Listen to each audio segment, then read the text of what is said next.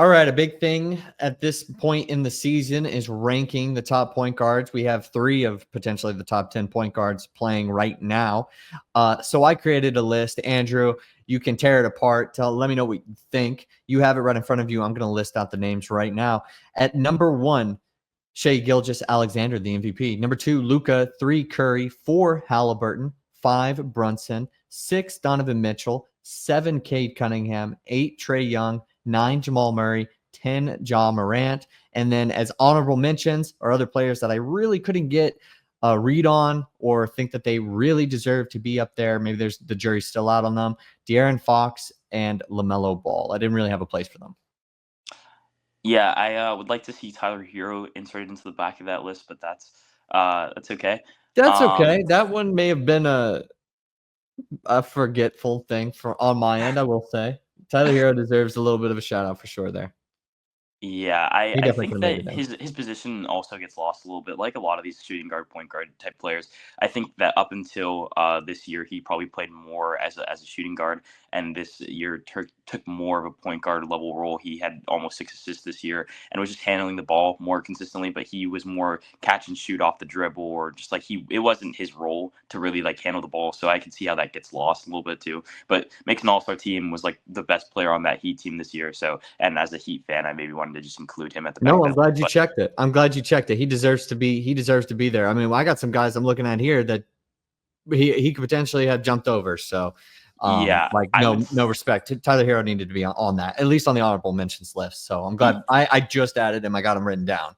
Yeah, I like the highest I would see him up is like past Jamal Murray, but I also think that like Jamal Murray and Ja Morant at the back of that list are probably interchangeable. He could maybe fit into the very back of that list. LaMelo's averaging very good numbers, but on the honorable mentions part of it, very good numbers, but on a very bad team. And I just didn't know if I haven't seen LaMelo Ball play any meaningful basketball. I just don't know how I could put him above somebody like Jamal Murray. Yeah, like I get it. Jamal Murray out a lot. And he's playing with Jokic. Shoot, that helps, right? But just no meaningful basketball, like whatsoever, like at all. Not like a single game. Nah. Yeah, and yeah, I think that maybe he fits into like the 9-10 spot of your list, but I think that it's pretty accurate. Jamal Murray, I think that he can maybe slide off this list for him, but like it's not a huge deal in my opinion. I think the rest of it is pretty solid. Like SGA, like he's an MVP. There's like you have to put him at the number 1 point guard in the league at this point. Luka, like he's doing his thing. He's going to be averaging a 30 point, like 8 and 8 for the rest of his career. It feels like so. Even the fat version of him is really good, really dynamic. He had to be too. Can't forget about the Dallas run last year, even though it feels like an eternity ago. So I felt like he deserved the respect of too. But yeah, go on. I'll just add I think that little comment. The real like probably portion of this is like the 4-5 slot between Halliburton and Brunson, and I think that they're probably accurately slotted at this point, just relative to where this playoff series is. I think that the teams around them, like maybe not in depth, are the same amount of talent, because I think this Pacers team goes a little bit deeper. But based off starting fives, like that Knicks starting 5 is really really good, and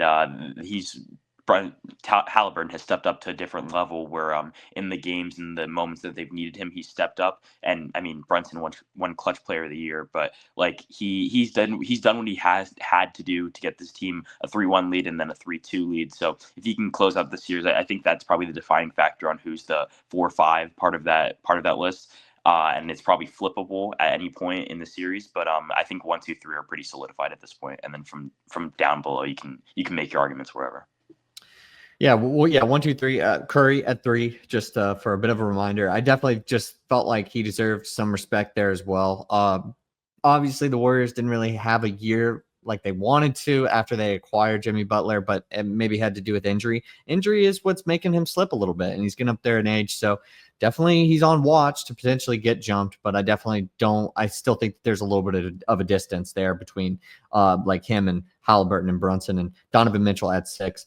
I think if Halliburton leads his team as the best player on the team over Jalen Brunson's team 2 straight years, I know Brunson was dealing with like some of the injuries last year. If it goes on for 2 straight years, I got to recognize Halliburton. I got to say that that's what it is. If Brunson comes back from 3-1, this is a he's jumping. He's up there and he's number 4. He's got a finals appearance. The whole conversation is different. And then with Donovan Mitchell, I looked at it and I was like, Cavs won 60 plus games out in the second round. I know they dealt with injuries, but I kind of have a question about, and I feel like Donovan Mitchell's like good late, and he really showed up in that series. But anytime I feel a question about what would have happened if I had inserted like Halliburton or Brunson on the Cavs, that's when I know that I need to put them above. Because I have a question about, like, I don't know if they would have changed the outcome or if you just simply would have switched teams and it would have mattered, because I just think basketball's too complex. As much as it doesn't feel like a team game, it still is. But if I have a question or I hesitate a little bit about the outcome or think it would have been closer the other way around, maybe they don't actually change the outcome, but the amount of games they lose by is less, then that makes me want to put Halliburton and Brunson above Donovan Mitchell. But Yeah. he had a great year. This probably a career year, in my opinion.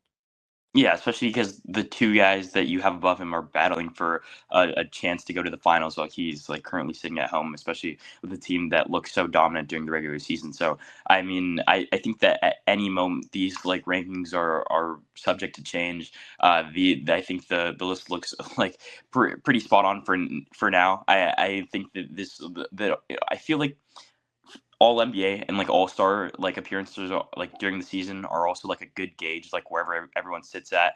And at this point, like we've covered most like the all stars and the all NBA like players. So I mean, it's a little like it's subject to change based off like how you feel. Or I think it's very subjective, but I think in general, like you can't really argue that these are probably the top like 8 to like 12 like point guards in the league right now.